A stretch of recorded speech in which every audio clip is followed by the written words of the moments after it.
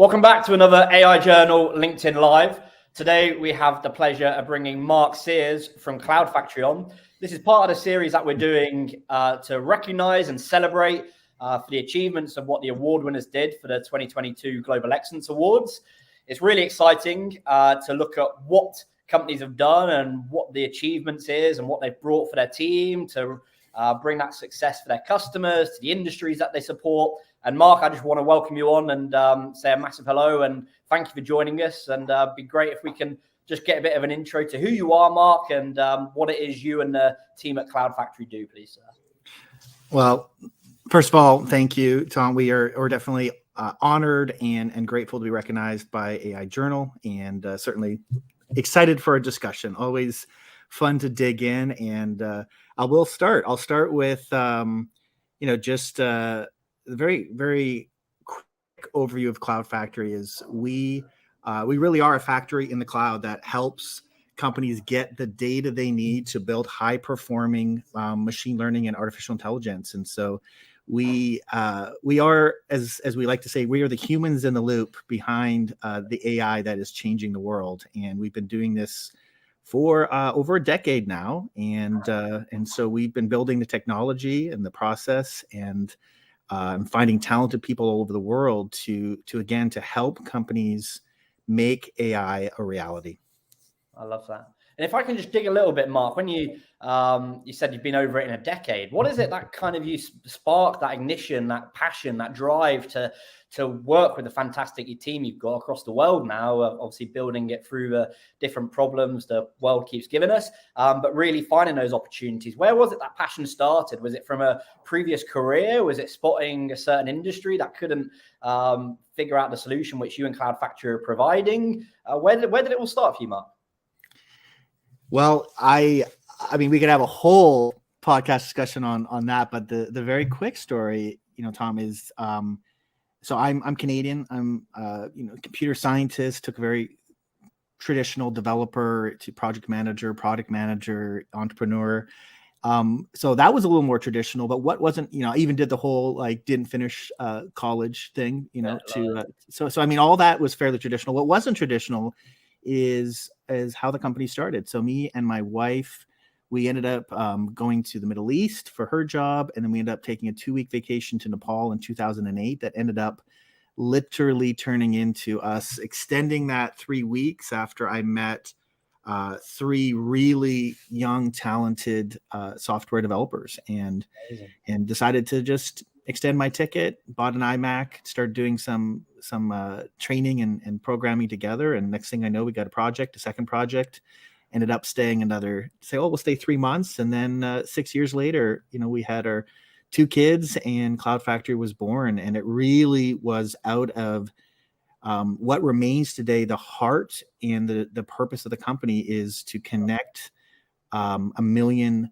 talented people in developing countries to meaningful online work. And so that's the drive for us, is we believe that we're so passionate about technology and artificial intelligence. Yeah. And yet, of course, as I'm sure we get in the conversation, the very interesting part is how essential humans are in today in building AI, but also in tomorrow to sustain and make AI actually help us all flourish. So for us, it's about people.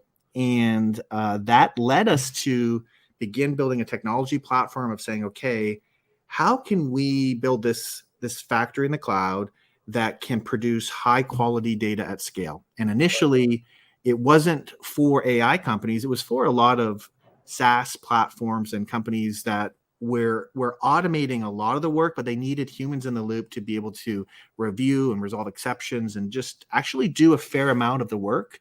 Yeah. And so that's where we really found our niche, was being the humans in the loop for a lot of technology companies. And as more and more of those companies began to have the automation and the software side become AI, they realized the only way we could do that is getting a ton of high quality data. Wow, yeah. That's what you have built people process technology for, CloudFactory. Can you help us? And so it was really kind of from those early customers and that shift that started happening, with a lot of the deep learning breakthrough and trends that really led us into the fun that we get to do today, with serving a ton of teams that are just in every industry doing all sorts of amazing things with AI. Yeah, and I encourage people to, that are watching this as well. You really clearly define it. I remember speaking with your team, and we bumped into them at AI Summit and across several other conferences that you're really pushing to get in, into those really exciting areas. And it really amazed me. One of my first things was, wow, you've got so many exciting case studies that actually prove the value to the market, rather than saying, hey, look at what we do. It was more, look at the value we add. And I think that what you've just said there, Mark, really resonates with that, because it's one of the things I picked up on and thought, wow, I've never seen, or maybe it's very rare that you see that kind of knowledge basis for how you're helping, as you said, so many different companies across a broad range of industries, how you can add value in different ways. It's brilliant. And it's very exciting to see how, just to touch on that as well, how you're mentioning human in the loop. Is that a big thing? And is it always going to be a big thing to what CloudFactory is doing? Because it's so important. I see a lot of customers say, and a lot of companies, we deal with NLP software, we deal with all these different things, and from a media arm. And it seems just such a big thing for companies to do, to make sure that human is in the loop, to make sure that value is being checked, to make sure the data is being checked, to make sure those things happen. How are you seeing that go forward with all the digital experiences, Mark? Yeah, I think that there's reality today, and I think it's sort of where things are going. So the reality today that a lot of people, if they aren't actually fighting the good fight of getting AI into production and solving problems at scale, if you're in that fight, you understand the importance of being able to incorporate and coordinate large global workforces. And it requires just a ton of heavy lifting in order to get to build a model with the data that you need. And then there's the other side of knowing that in many use cases, even in many cases, like just advancing from 25% automation to 40% can be industry changing. And so we'll often talk about things like, oh, if we could just get to 99%, but in many cases, it's still huge if you can go from 25 to 40%.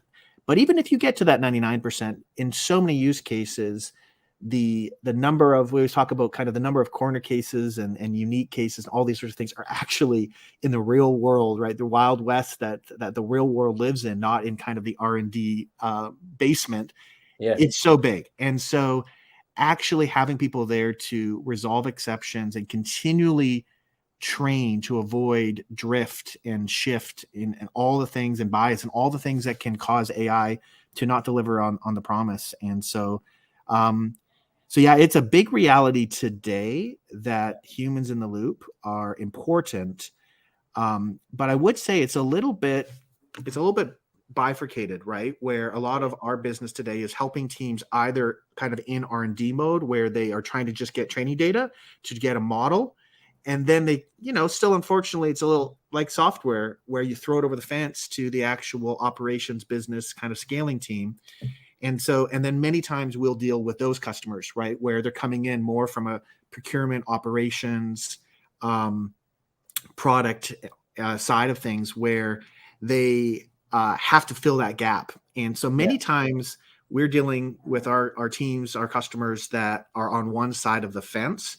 And that's the reality today, is actually humans are required in a big way, both to train and to sustain AI. What we're excited about, though, is the direction that everything's going, with a shift from model-centric to data-centric, where those things have to be connected. And so certainly that's what we're seeing, is a lot of our customers that are the most mature in AI capabilities, they have really been able to make a shift so that it is a continuous innovation where they're able to effectively get that feedback and iteration loop just happening so much quicker that causes them to be able to win in whatever market they're in. And so that's, I think, the transition from where we are today, where it's not necessarily humans in the loop, but it's kind of humans on both sides. But in the loop is, I think, where everyone is going. But it's just really hard to get there because, as much as as we all know, the hype of AI is so big.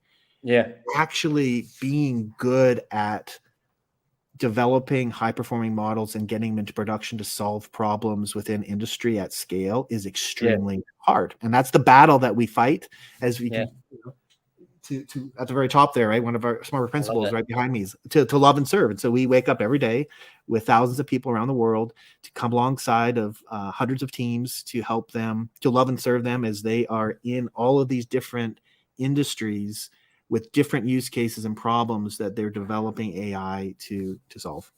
I love that, Mark. That's really important. And to have that passion as well, to make sure you're beside them, to make sure you're helping them with them. And I mean, I always say as well, one of my key things is, as you said, jumping from 25% to 40% is hard.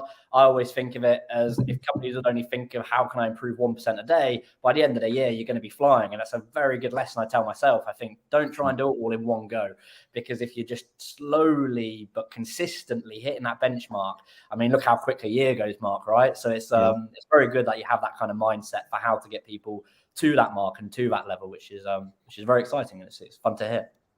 Yeah. So tell me, Mark, what does it, we touched on it earlier and you touched on it just as we're coming into this conversation.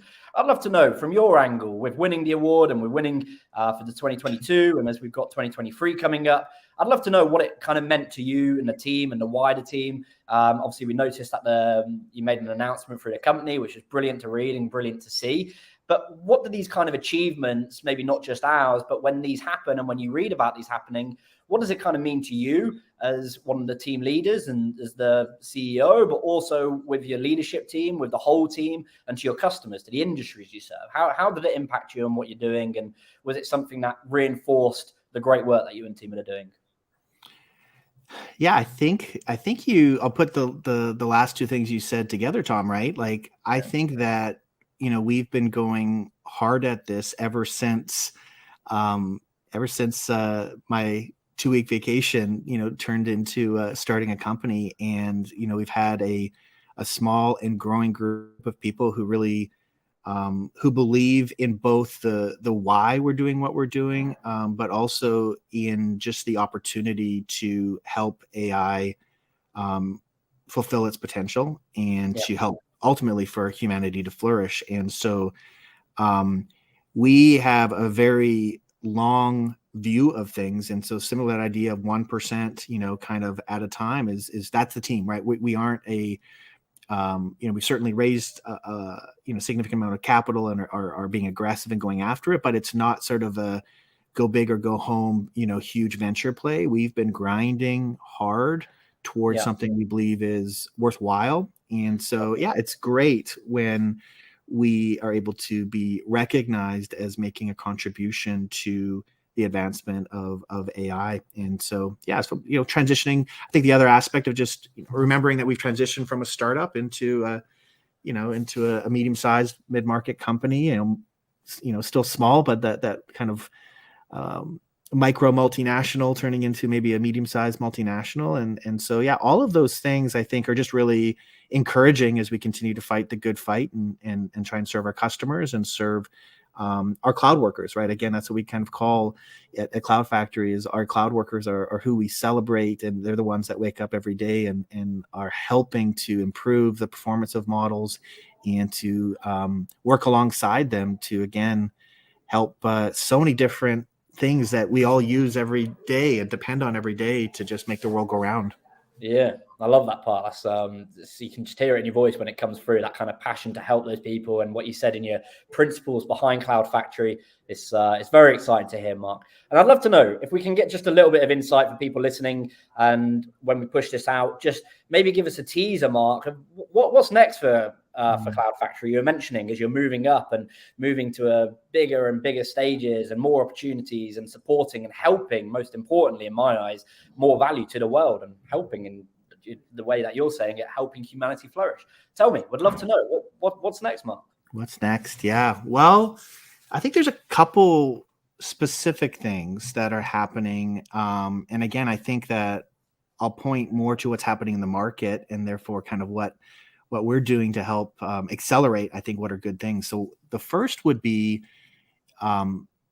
really there's everyone's been waiting for the adoption of AI, kind of like not just kind of kicking the tires, right? But we've all been waiting to say, okay, when can companies go from just kicking the tires, running pilots, but actually find a way to do it? And we are seeing some of the biggest and most impactful businesses in the world that are starting to finally get settled, right? They've kind of figured out how do they get the hub and spoke kind of center of excellence and serve internal teams. And they've made a few different attempts on how do we sustainably develop AI to actually be a part of our business. And so we're seeing that start to happen. And so getting the opportunity to actually come alongside of those teams to begin not just doing pilots, but beginning to actually participate in training and sustaining models that go into some of the biggest things happening in the world. So I think that just adoption curve that's happening into the majority market, into the enterprise, and seeing that actually happen is pretty exciting, right? I mean, again, we have so many great startups, and I love that the energy of, just small teams that are, the .AIs, right, that are building all these really cool things. But there's also something about some of the biggest companies actually putting investment into making AI a part of their business. So I think that's one aspect. The second aspect would just be, for us is the technology aspects of really that shift to data centric. And so that for us was, making a significant acquisition last year of one of our partners. And so having Hasty and the team out of Berlin and just the technology platform for computer vision and just really widening kind of all the things that we can bring to the table in an integrated way to say, hey, if you're building computer vision AI models, we actually bring a full stack solution to be able to be your partner to help you focus on what you need to. And so bringing more technology, a wider breadth of solutions to kind of the next stage of enterprise adopting AI, like those two things together is what we're really excited to see more and more right now. Yeah, very similar to me. I'm very excited. I mean, everything that happens in this space, Mark, the amount of things I look at or read or get called into with various different companies, it's very similar to what CloudFactory are doing. When I was first being introduced to what you're doing, you open my eyes to a lot of ways that data can be handled, a lot of ways that data annotation can happen, and really having that kind of, it gave me a knowledge piece to think, okay, this is how industries can increase and be better and be more savvy and be more digitally transformed, and all those things with the end goal.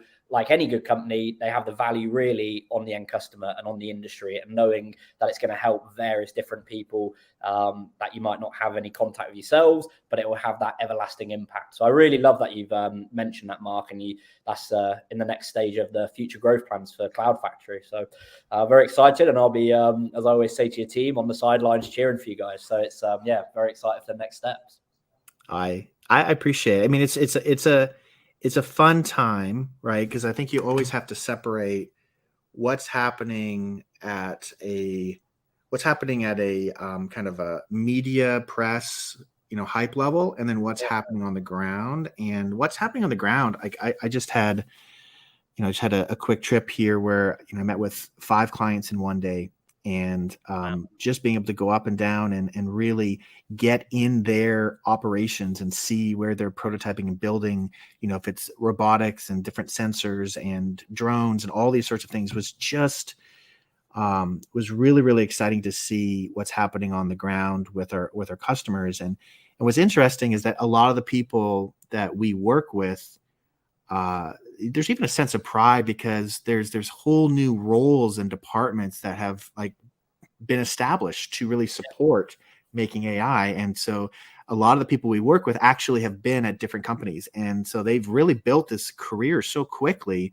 because it just didn't exist. And so there's all these people in data ops and ML ops, and just they're managing all of the process and operations, right? The heavy lift that's there to support the ML teams, the data scientists. And so it's fun to see companies figuring it out. It's fun to see the support system, that's going to help drive AI to reach its potential. All that happening. Again, I think we all would love for it to happen faster, right? Again, not the 1%, but let's just jump up 30-40%.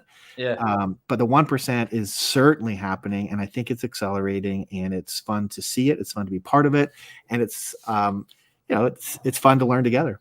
Yeah, I love that, Mark. But learning together is always a lot better, and I always think that as well. You see it when companies do jump very quickly, and it's not always the best answer, and it's not always the best thing because you uncover problems too quickly, or you haven't covered your tracks as quickly. And I always tell people to always, when I'm doing lives and when we're doing videos like this, and very similar to what you're saying, Mark, to really understand your blueprint for the business and understand what you want to achieve, and understand, I think you were saying a few moments ago, what their focus is to support them towards that bigger goal and to get there as a team, to realize where you're not as strong and to bring in the support to learn together, in your words just now. So really love you've got that focus for CloudFactory, and very excited for what you've got coming up. Yeah, it's going to be fun next while. Certainly the language learning model, ChatGPT, everything that's really captured the imagination, I think, of even those of us who have been inside for quite a few years now. It's nice to see not just the 1%. It's nice to see some of those things because it really does. It gives us new, refreshed imagination for the impact that we all know is possible and inevitable and happening and accelerating every single month at this point. Yeah, it's similar to what you said, right? It's I feel like we're going to have to do a podcast on this, Mark, because I feel like I can get into a lot of conversations with you. But it's the reason why, whatever you might think of ChatGPT or whatever you don't think, for me, I've seen very good examples of it being around for a while before, but I always use the example of like sliced bread took 15 years before it became popular, and ChatGPT obviously got to that a lot quicker. But it's making me very excited because it's bringing people into the conversation that weren't before, and it's given them a practical, usable case to say, what is this? What is machine learning? What is a library of information? How are you pulling this all through? And for the first time, I reckon that I've been involved in this area, granted, not as long as certain other people out there, but I really am having those conversations with people. And I had this conversation with someone on a podcast saying, I think it was from the team at New Relic, what's the next, or Expert AI, sorry, what's the next title that's going to be founded for a company? Is it going to be a solutions architect with something on the end? What's the next title, Mark? It makes me wonder and gets me excited. Gets me very excited. I think there's going to be a lot of prompt engineers. That's for sure. I mean, there's no question the ability to, the whole man and machine thing is certainly a foundation that we started with, right? Is really believing that finding the perfect mix of human and machine intelligence to solve each and every problem, like, really is a process, and it requires both, and it's a unique blend, kind of unique recipe, most times. But I think in this situation we've got a more and more powerful machine, but having humans that are able to engineer the prompts to get the most alongside of those machines is going to become an important part of every company. Yeah, I love it. Some great pointers to finish off. And Mark, I just want to say massive thank you again for joining, and to everyone watching this. We're really looking forward to what you guys are achieving and what the team's achieving. And for anyone joining us at the moment, keep your eyes peeled for the next series coming out. Mark, it's been an absolute pleasure, and it's been very exciting to talk through it today. Yeah, appreciate it, Tom. Thank you.